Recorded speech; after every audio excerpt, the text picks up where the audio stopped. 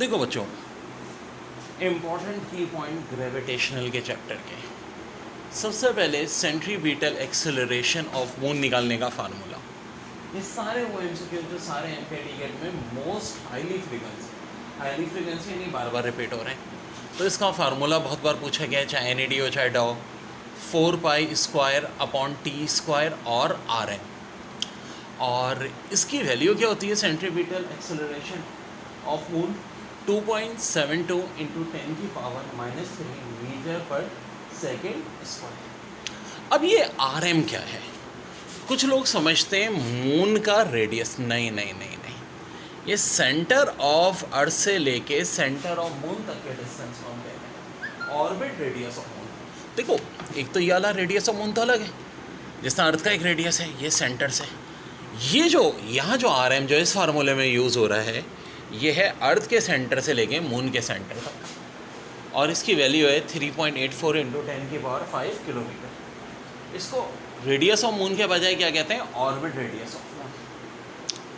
अब centripetal acceleration of earth, इसकी value कितनी है जी? ये है 3.37 into 10⁻² metre per second square. बहुत बार पेपर में पूछा। फिर जी मून अर्थ के गिर्द जो एक चक्कर लगाता है, कितने डेज में लगाता है? 27.3 डेज में। अब बाज़ वक़्त यही सवाल आ जाता है कि कितने सेकंड में लगाता है, तो 2.36 इंटू 10⁶ सेकेंड।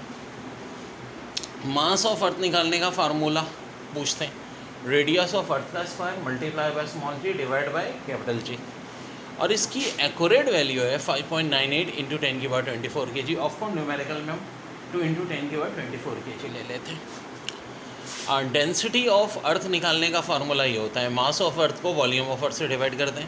और जनाब ये बहुत आया है एग्जाम में, डेंसिटी ऑफ अर्थ होती कितनी है? 5.5 into 10⁻³ kilogram per metre cube. ठीक है, मीटर क्यूब डेंसिटी का यूनिट। देखिए बड़ा अच्छा सवाल है। Man weight 980 newton in a stationary lift, what is was the weight if the lift start moving up with acceleration of 4.9 metre per second square. तो बड़ा अच्छा सवाल है। वेट अगर 980 है, ठीक है जी, और बंदा स्टेशनरी लिफ्ट में, तो what was the weight if the lift starts moving up with acceleration of 4.9।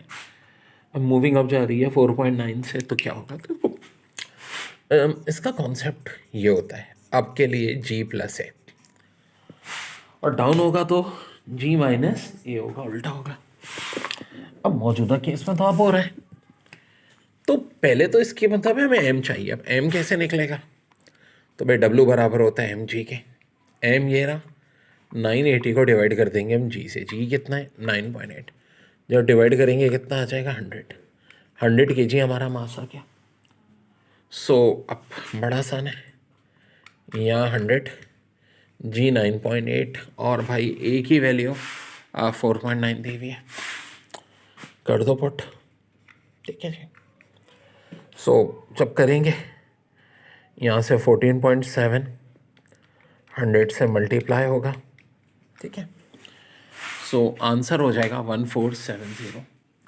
अब बड़ी दिलचस्प बात है, इसी सवाल में अगर मूविंग अप की जगह मूविंग डाउन होता तो फार्मूले में प्लस की जगह माइनस हो जाता, यहाँ भी माइनस हो जाता।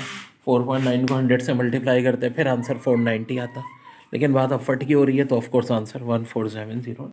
देखो बच्चों, ये फार्मूला होता है F = Gm1m2/r²। ये बेसिकली चाचा न्यूटन का है, जिसके तहत दो बॉडीज एक दूसरे को अट्रैक्ट करती हैं। m1 m2 उनका मास हो गया, r उनके दरमियान का रेडियस है। ये कैपिटल G क्या है?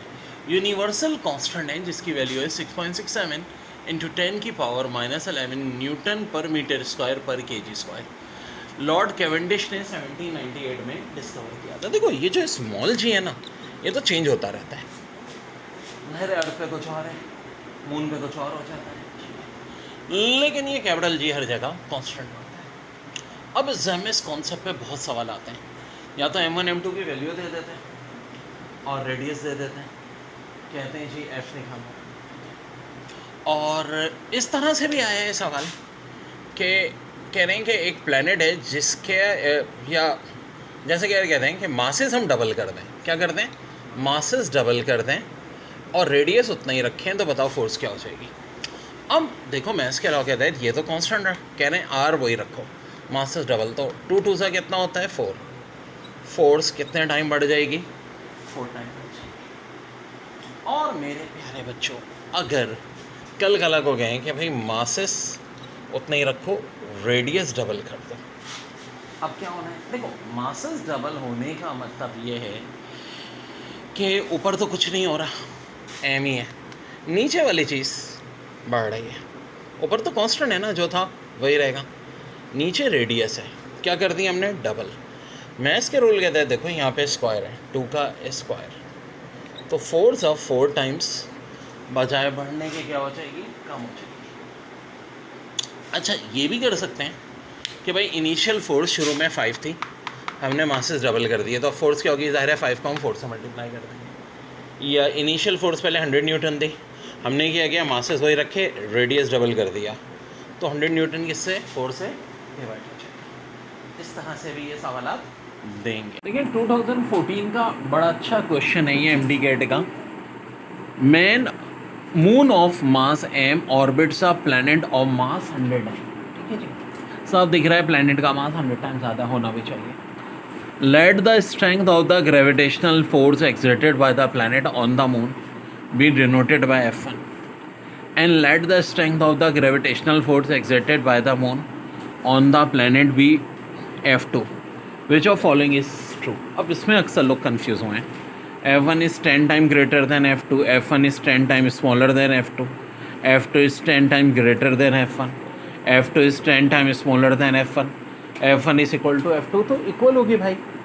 ग्रेविटेशनल फोर्स हमेशा दो ऑब्जेक्ट की एक दूसरे पे उनके मासेस का प्रोडक्ट डिवाइड बाय रेडियस का स्क्वायर, तो चाहे ऑब्जेक्ट हैवी हो चाहे स्मॉल हो, दोनों पे ग्रेविटेशनल फोर्स क्या होती है, हमेशा एक जैसी होती है, हमेशा क्या होती है, एक जैसी होती है।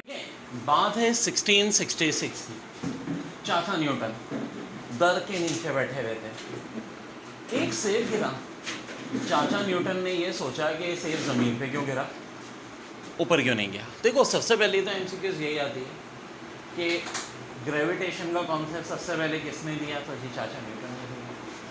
किस ईयर में दिया, 1666 में दिया। और उसके बाद सबसे अहम बात कि किस चीज़ के फॉल होने पे दिया था, कोकोनट, एप्पल या मैंगो, तो जवाब है जी एप्पल। फिर which of following hypothesis was discovered by Newton in 1666। एक है everybody in the universe exerts a gravitational force on every other body. The gravitational force is responsible for the motion of planet around the sun. The gravitational force is responsible for motion of falling body towards earth. तो कौन सा पास्टोलेट सही है भाई, तो तीनों पास्टोलेट ही सही है। Everybody in the universe exert a gravitational force on every other body. The gravitational force is responsible for the motion of planet around the sun. The gravitational force is responsible for motion of falling body towards earth. कभी भी हमें किसी unknown planet का acceleration due to gravity निकालना, तो उसके लिए एक बड़ी अच्छी ट्रिक होती है मेरी, mass divide by radius square multiply by acceleration due to gravity.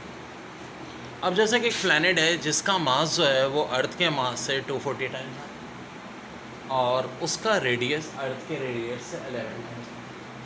हमें यह निकालनी है एक्सेलरेशन ड्यू टू ग्रेविटी। अब हम इसको कैसे निकालेंगे, वेल सीधी सादी बात है, मास 242 टाइम्स ज़्यादा दिया है, रेडियस 11 का स्क्वायर मुझे पता है 121 हो जाता है, और फार्मूले में रखा तो जी की जगह जी, 242 बिल्कुल जी 121 से कट जाएगा, 2g, यदि 9.8 को 2 से मल्टीप्लाई करते हैं ये आपका आंसर आ जाएगा 19.6 क्या, मीटर पर सेकेंड।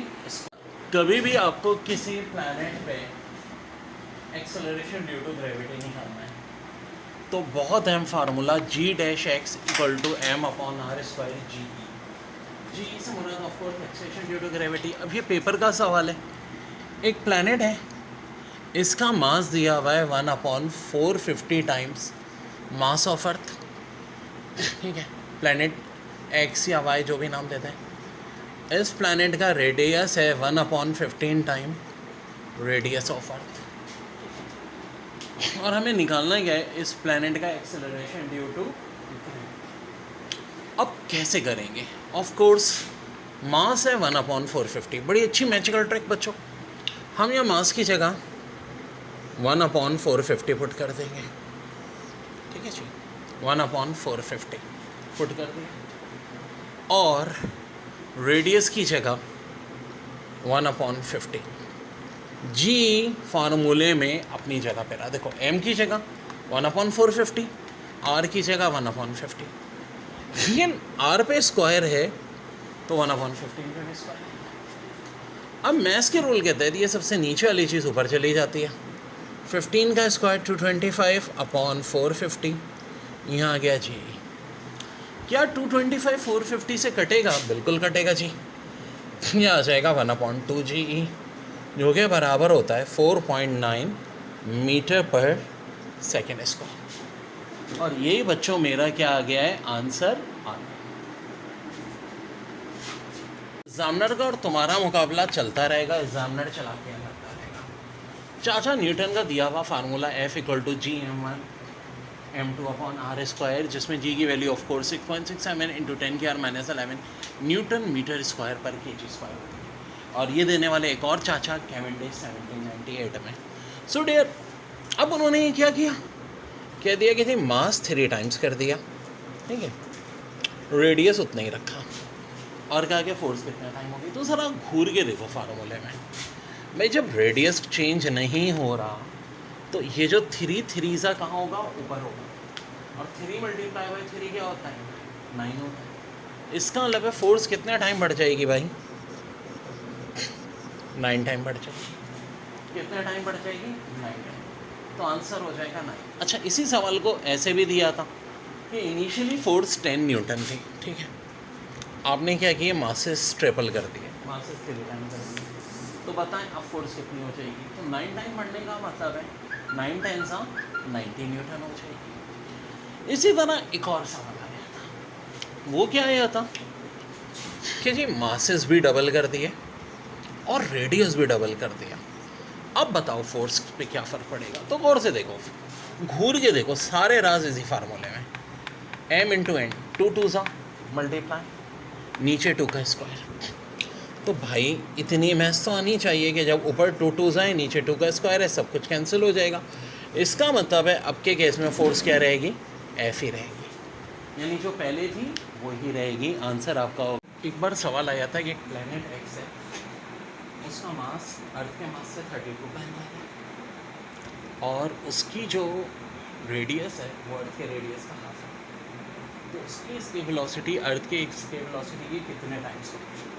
तो यार इस टाइप के क्वेश्चन के लिए ये फार्मूला, m से मुराद इस प्लैनेट का मास, r से मुराद रेडियस। तो जी मास कितने टाइम ज़्यादा दिया है? 32 टाइम। रेडियस कितने टाइम ज़्यादा दिया है? 1/2। आपको इसकी वेलोसिटी चाहिए इस प्लैनेट एक्स की। मैं इसके रूल के तहत 2 इधर डिवाइड है, ऊपर जाके 32 से मल्टीप्लाई, √64, और √64 बराबर किसके होता है भाई? 8 के। इसका मतलब है इस प्लैनेट की escape velocity अर्थ की escape velocity से कितना टाइम ज़्यादा हो गई? 8 टाइम्स। देखो बच्चों, मेरे चार्ट्स बड़े अहम होते हैं, जैसे कि 2g की वैल्यू 19.6, g/2 4.9, क्योंकि देखो g की वैल्यू 9.8 है, कैलकुलेशन में खासतौर पे MCAT वालों को मुश्किल होती है। तो ये वैल्यूज़ आपको लर्न बाय हार्ट होनी चाहिए, रट्टा नहीं, लर्न बाय हार्ट, जिस तरह ABCD होती है। g/4 ना सिर्फ 2.45 होगा, ये √6 भी होगा, ये बहुत इंपॉर्टेंट है। इसी तरह G/9 होता है 1.09। ऑफ कोर्स सबका यूनिट होगा मीटर पर सेकेंड। जो रेडियस ऑफ अर्थ की जो हम न्यूमेरिकल वैल्यू लेते हैं 6400 किलोमीटर, और अगर ट्वाइस ऑफ रेडियस ऑफ अर्थ होगा तो हो जाएगी 12800 किलोमीटर, और अगर रेडियस ऑफ अर्थ का हाफ होगा तो हो जाएगी 3200 किलोमीटर। अब देखो, of course this is approximate जो न्यूमेरिकल में वैल्यू यूज़ होती है। 6400 किलोमीटर ये अलहदा बात है कि 4000 माइल के बराबर भी होता है, कभी आज तक पूछा नहीं गया है ये। हमेशा रेडियस ऑफ अर्थ के आगे ये लिखा होगा वैल्यू तो 6400 किलोमीटर की, लेकिन एहतियातन बता रहा हूँ, कभी आ जाए तो पता होना चाहिए किसके इक्वल होता है 4000 माइल के। अब देखो 2 आ रही 12800 किलोमीटर, ज़ाहिर 6400 का डबल, तो माइल में क्या हो जाएगा 4000 का डबल 8000 माइल। और इसी तरह रेडियस ऑफ द अर्थ का हाफ 3200 किलोमीटर है, तो माइल में क्या हो जाएगा 4000 का हाफ, 4000 का हाफ कितना होता है 2000 माइल हो जाएगा। बड़ा अच्छा सवाल है। Person weight 8000 newton on earth travel to another planet with twice the mass and twice the radius of the earth, the person weight on this planet is most nearly. तो मास भी अर्थ का twice है, radius भी अर्थ का twice है, तो उस planet पे क्या होगा। तो देखो शॉर्ट ट्रिक फार्मूला है कि जो भी वेट ऑफ पर्सन है, ठीक है, मास अपॉन रेडियस का square multiply by weight of person on earth. Weight earth पे इसका 800 न्यूटन है, मास भी ट्वाइस है, रेडियस भी ट्वाइस है, लेकिन रेडियस में आप देखो तो सिलसिला क्या होता है रिलेशन में स्क्वायर का। तो मास डबल हुआ तो यहाँ देखो अपॉन 4 हो गया, क्यों भाई, रेडियस जो भी होगा उसका हम ट्वाइस लेंगे, तो 2/4 कैंसिल होगा, 800/2 आंसर 400 न्यूटन। तो उस पर्सन का वेट उस प्लैनेट पे क्या हो जाएगा 400 न्यूटन। ठीक है, बड़ा अच्छा है। When an object is throne up force of gravity is, up की तरफ जब हम कोई ऑब्जेक्ट भेजेंगे तो फोर्स ऑफ ग्रेविटी क्या होगी। ऑप्शन ए है is opposite to the direction of motion, of course यही आंसर है। फोर्स ऑफ ग्रेविटी कहाँ लग रही होगी opposite to the direction of motion, नीचे की तरफ होती है। आगे ऑप्शन थे is in the same direction as direction of motion, become zero at the highest point, increase as it rise up. तो करेक्ट ऑप्शन है option A, 8 opposite to the direction of. जो पेपर में आई हुई MCQs indicate the correct statement, इनमें से correct statement कौन सी है। Question 1 है if elevator falls down with an acceleration, क्या है भाई, if elevator fall down with an acceleration equal to ji, the net force F W equal to zero. क्या statement correct है, बिल्कुल जी करेक्ट है, क्योंकि एलिवेटर फॉल डाउन होता है तो एक्सेलरेशन इक्वल टू जी, तो net force F W equal to zero होगी। स्टेटमेंट बी है the block in the elevator suspended from the spring, अच्छा जी, balance read zero which shows that the block has no weight beside the fact that force of gravity is still act upon the block। ये statement भी correct है। Option C में this is referred as state of weightlessness, ये भी सही है। तो भाई सारी स्टेटमेंट करेक्ट है, इसका आंसर होगा ऑल ऑफ। एमसीक्यू से which of following statement about the motion of earth satellite is are correct.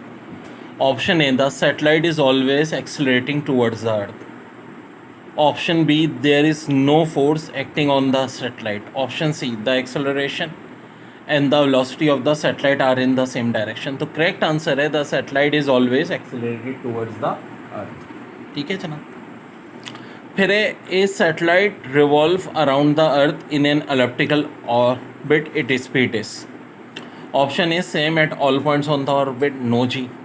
Greatest when it is farther from the earth, ना जी। Greatest when it is closest to the earth, बिल्कुल जनाब। फिर option D भी था greatest neither when it is closest nor when it is farthest from the earth but at some other point, ये भी नहीं है। जो बड़ा अच्छा सवाल है the intensity of earth gravitational field is maximum at centre of earth, equator, poles, none of the above. तो बात हो रही है intensity of earth gravitational field is maximum at, तो करेक्ट आंसर होगा पोल्स। ठीक है जी, pole. Satellite are moving in the same circular orbit around the earth, they must have the same angular momentum, kinetic energy, speed। तो correct answer है speed.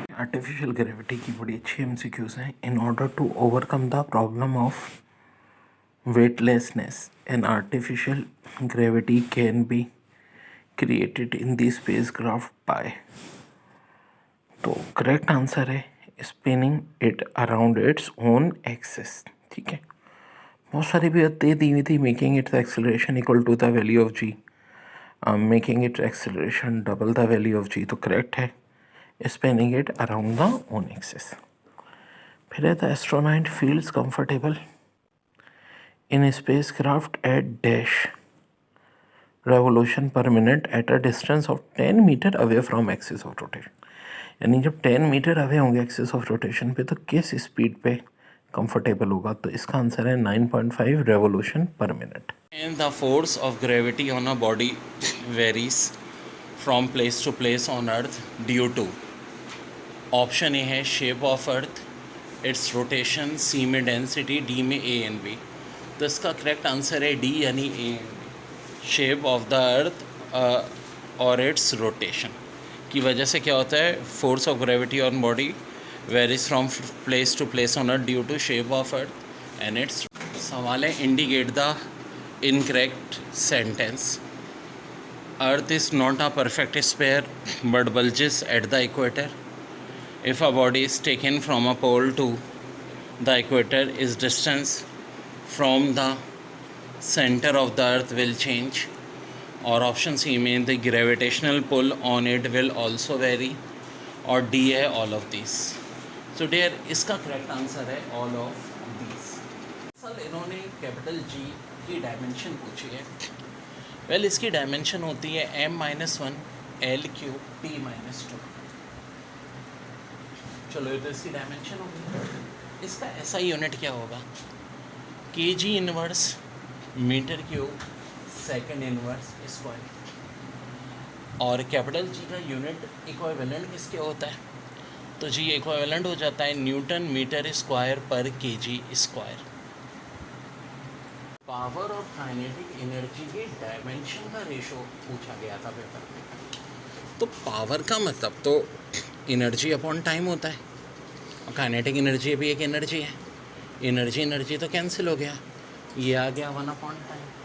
और of course T का जो dimension का रेशो होता है, टाइम की dimension capital T से फाइल करते हैं, तो इनकी डायमेंशन का रेशो क्या आ गया 1 अपॉन टी।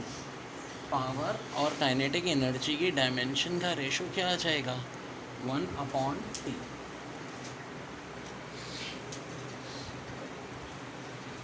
देखो बच्चों, बड़ा अच्छा सवाल, बहुत बार पेपर में रिपीट हुआ हुआ।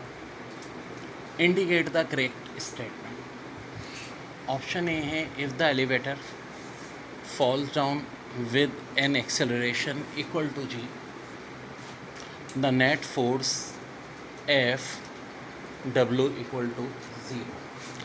तो क्या ये स्टेटमेंट सही है, elevator fall down with an acceleration equal to जी?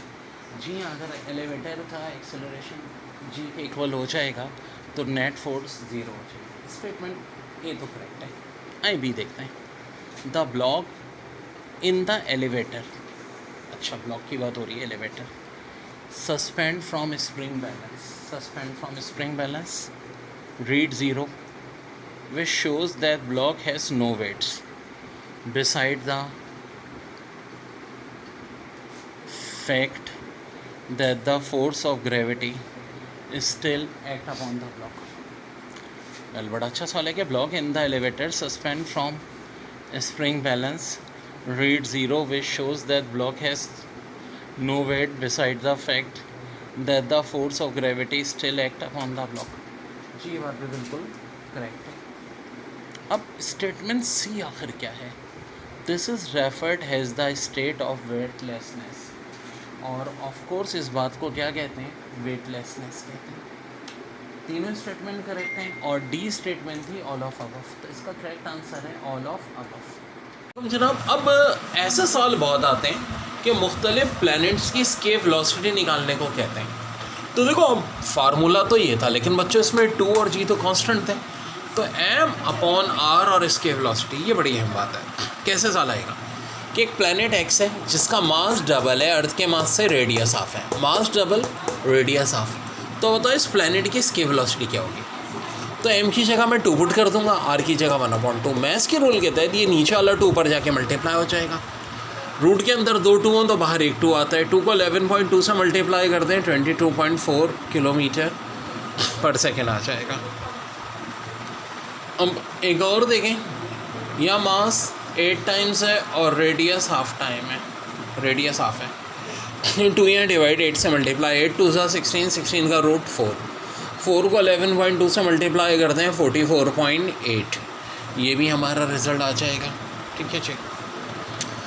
और अब एक और प्लैनेट की बात करते हैं जिसका मास अर्थ के मास से डबल है, रेडियस भी डबल है। तो देखो अकॉर्डिंग टू फार्मूला m और r दोनों 2 2 हैं तो कट जाएगी वैल्यू, यानी कि उस प्लैनेट का, ठीक है, इसके वेलोसिटी क्या रहेगी, 11.2 ही रहेगी बच्चों। बहुत इंपॉर्टेंट है, ये तो फार्मूला था इसके वेलोसिटी का और ये ऑर्बिटल वेलोसिटी का।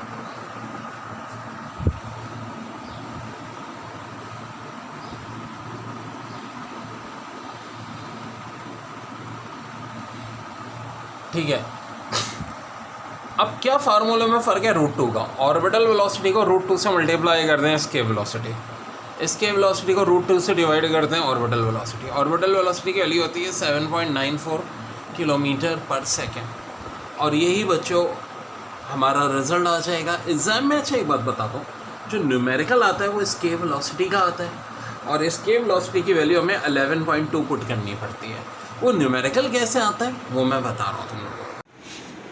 हम चाहते हैं स्पेस में जाना, तकरीबन 6,50,000 फीट की बुलंदी बस आती है, और उसको क्रॉस करने के लिए हमें जितनी वेलोसिटी चाहिए वो इसकी वेलोसिटी कहलाती है 11.2 किलोमीटर पर सेकंड। और फिर स्पेस में हम चाह रहे हैं कि घूमते रहें, तो जो वेलोसिटी चाहिए होती है वो ऑर्बिटल वेलोसिटी होती है 7.94 किलोमीटर पर सेकंड। अब एक बड़ी दिलचस्प बात कि कोई सैटेलाइट है, पहले तो सेंटर ऑफ द अर्थ से सरफेस ऑफ द अर्थ क्या होता है हमारा, रेडियस ऑफ द अर्थ। फिर एक हम पहुँचे सरफेस ऑफ द अर्थ से भी कितना पहुँच गए, रेडियस ऑफ द अर्थ तक पहुँच। सरफेस ऑफ द अर्थ से हम कितने पे पहुँच गए, रेडियस ऑफ द अर्थ। ठीक है, रेडियस ऑफ द अर्थ होता है 6,400 किलोमीटर। लेकिन ये सैटेलाइट ऐसी थी कि रेडियस ऑफ अर्थ से भी ज़्यादा और ऊपर पहुँच गई। कितने और ऊपर पहुँच गई, 80 किलोमीटर और ऊपर पहुँच। तो पूछ रहे हैं इस सूरत में इसकी ऑर्बिटल वेलोसिटी क्या होगी, यानी कि पहले वो हमारी सरफेस ऑफ द अर्थ जहाँ हम रहते हैं इससे कितनी ऊंची हाइट पे पहुँच गई, जितना रेडियस ऑफ द अर्थ है 6,400 किलोमीटर, लेकिन उसमें भी मज़ीद उसने 80 का इजाफा कर दिया।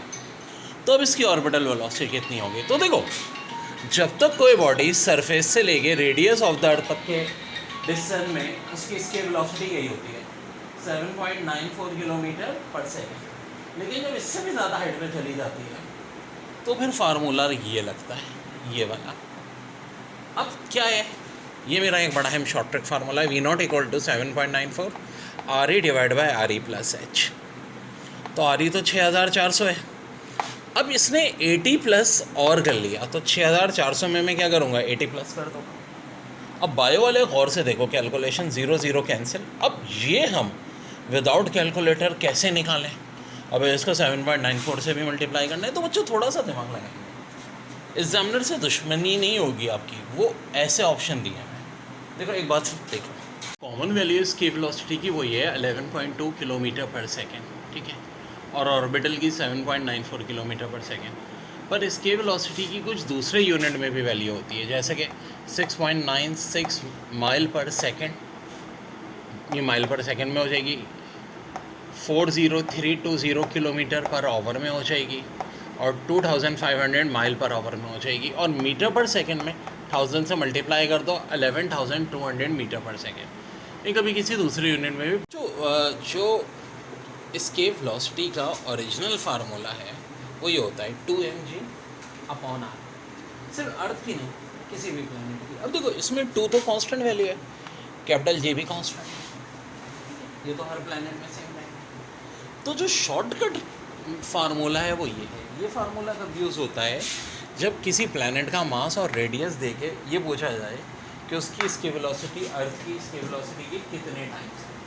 तब हम ये वाली ट्रिक यूज़ करते हैं। वैसे जो ओरिजिनल फार्मूला इसके वेलोसिटी का वो ये है, और ऑर्बिटल वेलोसिटी का ओरिजिनल फार्मूला ये है। दोनों में बस किसका फ़र्क है, √2 का फ़र्क है। लेकिन इसके वेलोसिटी के दो और फार्मूले भी होते हैं, क्योंकि एक बार आ गया था which is the correct formula of escape velocity, option है। ऑप्शन भी ये था। हाँ, ये वाला ख़ास तौर पे सिर्फ अर्थ के लिए, क्योंकि देखो एक्सेलरेशन ड्यू टू ग्रेविटी 9.8 अर्थ की होती है और ये अर्थ का रेडियस है। और वैसे एस्केप वेलोसिटी का जनरल जो दूसरा फार्मूला है वो ये है 2gr √2। G of course acceleration due to gravity, कोई दूसरा प्लैनेट होगा तो उसका हो जाएगा। रेडियस से मुराद ज़ाहिर है उस प्लैनेट का रेडियस, जुपिटर है तो जुपिटर, मार्स है तो मार्स, ठीक है। और ये ख़ास तौर पे किसके लिए है, अर्थ के लिए। इस बात को भी जहन में रखना बहुत अहम बात है। तो जनाब अब ऐसे सवाल बहुत आते हैं कि मुख्तलिफ प्लैनेट्स की एस्केप वेलोसिटी निकालने को कहते हैं। तो देखो अब फार्मूला तो ये था, लेकिन बच्चों इसमें 2 और g तो कांस्टेंट थे, तो m/r और एस्केप वेलोसिटी, ये बड़ी अहम बात है। कैसे सवाल आएगा कि एक प्लैनेट x है जिसका मास डबल है अर्थ के मास से, रेडियस हाफ है, मास डबल रेडियस हाफ, तो बताओ इस प्लैनेट की एस्केप वेलोसिटी क्या होगी। तो m की जगह मैं 2 पुट कर दूंगा, r की जगह 1/2। मैथ्स के रूल के तहत ये नीचे वाला 2 ऊपर जाके मल्टीप्लाई हो जाएगा। रूट के अंदर 2 2 हों तो बाहर 1 2 आता है। 2 को 11.2 से मल्टीप्लाई करते हैं 22.4 किलोमीटर पर सेकेंड आ जाएगा। अब एक और देखें, यह मास 8 टाइम्स है और रेडियस हाफ टाइम है, रेडियस हाफ है। 2 यहाँ डिवाइड 8 से मल्टीप्लाई, 8 2 16, 16 का √4, 4 को 11.2 से मल्टीप्लाई करते हैं 44.8, ये भी हमारा रिज़ल्ट आ जाएगा, ठीक है जी।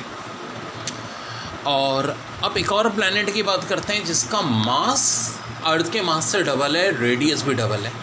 तो देखो अकॉर्डिंग टू फार्मूला m और r दोनों 2 2 हैं तो कट जाएगी वैल्यू, यानी कि उस प्लैनेट का, ठीक है, इसके वेलोसिटी क्या रहेगी, 11.2 ही रहेगी बच्चों। अच्छा सवाल है, g की वैल्यू निकालने को कह रहे हैं जब डेप्थ 1/2 आ रही है। अब ये केस 2, डेप्थ में सिर्फ 2 ही केस हैं। g की वैल्यू निकालो जब डेप्थ 1/3 आ रही, और g की वैल्यू निकालो जब डेप्थ 1/4 आ रही। यार एक अकल यूज़ करो, डेप्थ जो है ये r से ज़्यादा नहीं हो सकती, तो इसलिए इस बात की तो टेंशन ना लो कि कोई और टाइप के क्वेश्चन आएंगे। अब देखो मेरी कोशिश होती है ऐसी शॉर्ट ट्रिक बनाऊँ जो हर जगह वैलिड हो जाए। यार कुछ मिलते जुलते ही शॉर्ट ट्रिक थी डेप्थ की। अब देखो g डैश भी बराबर होगा 1 - m और g के, r की जगह g आ जाएगा, डेप्थ की जगह g डैश आ जाएगा, वही सारी बात। m या 1/2 या 1/3 या 1/4, g डैश हो जाएगा 1 में से हाफ माइनस कर दो, वैसे 1/2g, 1 में से 1/3 माइनस कर दो 2/3g, और 1 में से 1/4 माइनस कर दो 3/4। के हमने 4 केसेस किए थे, डेप्थ के सिर्फ 2 केसेस हैं। 2 तरह के सवाल आते हैं। g की वैल्यू दे देंगे, जैसे कि भाई g की वैल्यू 1/2g कितनी डेप्थ पर होगी, g की वैल्यू 1/3g कितनी डेप्थ पे होगी, और g की वैल्यू 1/4g कितनी डेप्थ पे होगी। अब बताता हूँ। अब ज़्यादा थोड़ी शॉर्ट ट्रिक भी चेंज है और मैंने नोटेशन भी चेंज की है। m अब मैं लूँगा और m यहाँ हाफ होगा। पहले याद करो कि हमने n लिया तो नीचे वाली चीज़ ली थी, नहीं अब की दफ़ा ये पूरा होगा फ्रैक्शन m। यहाँ m 1/3 हो जाएगा, यहाँ m 1/4 हो जाएगा। शॉर्ट ट्रिक क्या होगी, depth equal to 1 - m r e बोले तो रेडियस ऑफ द अर्थ, तो 1 - हाफ, 1 - हाफ ही होता है, हाफ r e। 1 - 1/3, 1/3 बोले तो 2/3, 2/3 r e। 1 - 1/4, 1/4 बोले तो 3/4 r e। तो बच्चों ये आंसर क्यों मैजिक से आ जाएंगे। फिर देखो ना, जो भी डेप्थ उन्होंने दी है 1/2, 1/3, 1/4, उसको m मान लो। अब बायो वाले सुन लो ज़रा। हाँ, 1 में से जब फ्रैक्शन माइनस होता है तो देखो 2 है ना, यहाँ भी 2 आएगा, और 2 से एक छोटा नंबर 1 आ जाएगा। 3 है तो यहाँ भी 3 आएगा, 3 से एक छोटा नंबर 2 आ जाएगा। 4 है तो यहाँ भी 4 आ जाएगा, 4 से एक छोटा नंबर 3 आ जाएगा। तो ये हो जाएंगे। देखें बड़ा अच्छा क्वेश्चन है, at what height above earth surface is value of g same has that in mind 10 kilometre. कह रहे हैं किस हाइट पे value at above the earth surface is value of g same has that in mind 10 kilometre. एक तो हम surface of the अर्थ पे जा रहे हैं ऊपर की तरफ, ठीक है, और एक हम नीचे जा रहे हैं माइन में, ठीक है। अगर हम माइन में 10 किलोमीटर डीप गए हैं, ये तो हमें अच्छी तरह पता है, नीचे आता है तब भी वैल्यू जी की चेंज होती है, ऊपर जाते हैं तब भी चेंज होती है। तो जो 10 किलोमीटर डीप पे जी की वैल्यू होगी, नई वैल्यू, वो हाइट में कितनी हाइट पे होगी? तो देखो इसका बड़ा आसान ट्रिक है। डेप्थ को क्या करो, 2 से डिवाइड कर दो। 10 को जब 2 से डिवाइड करोगे आंसर क्या आ जाएगा? 5 आ जाएगा। क्या आ जाएगा? 5। तो आंसर हो जाएगा 5 किलोमीटर। साले, how much deep inside the earth radius should a man go so that its weight become half of that on earth surface? तो वही बात है, सरफेस पे जी 9.8 होता है, नीचे जाएंगे सेंटर पे 0 हो जाएगा, W equal to M G. ऐसे ऐसे नीचे जाएंगे वेट कम होगा, तो कह रहे हैं वेट हाफ कम होगा, तो वही तरकीब 1 में से हाफ माइनस कर लेंगे, यानी 1/2, यानी 1/2R, या दूसरे लफ्ज़ों में आप जनाब ये वाला ऑप्शन हो जाएगा। कौन सा? R/2, क्योंकि 1 में से आप माइनस करते हैं तो 1/2 आता है, R/2। बड़ा अच्छा सवाल है, how much deep inside the earth radius should a man go so that this weight become 1/4 of that on earth surface। देखो, सरफेस ऑफ द अर्थ पे एक्सेलरेशन ड्यू टू ग्रेविटी की वैल्यू होती है 9.8। जैसे जैसे हम डेप्थ में जाते हैं ये वैल्यू कम होती है, और बिल्कुल सेंटर में जाएं तो जी 0 हो जाता है। अब सेम कॉन्सेप्ट के डब्ल्यू बराबर होता है एम इंटू जे के, तो सब बातें वेट भी 0 हो जाएगा। तो जब आप डेप्थ में जाते हैं जी की वैल्यू भी कम होती है, वेट की भी कम होती है। तो सवाल ये पूछ रहे हैं कि कितनी डेप्थ में जाएं कि मैन का वेट उसके वेट का क्या हो जाए? 1/4 हो जाए। 1/4 इसके लिए कितनी डेप्थ में जाए? तो बड़ा आसान तरीका है, 1 में से माइनस कर दें 1/4, क्या आ जाएगा? 3/4। ऑप्शन में से देखें, आंसर मेरा ये ऑप्शन बी 3/4R। क्या हो जाएगा? 3/4R। Very very important. कह रहे हैं if both the value of mass and radius of earth half the value of g. Mass भी हाफ कर दिया और रेडियस भी हाफ कर दिया, तो वैल्यू ऑफ जी क्या होगी? तो वैल्यू ऑफ जी निकालने के लिए फार्मूला होता है G'=m/r² जी। मास हमने क्या किया? हाफ, तो यहाँ एम की जगह हाफ आ गया, रेडियस भी हाफ की हाफ आ गया, लेकिन यहाँ फार्मूले पे स्क्वायर है, तो हाफ का स्क्वायर हो जाएगा।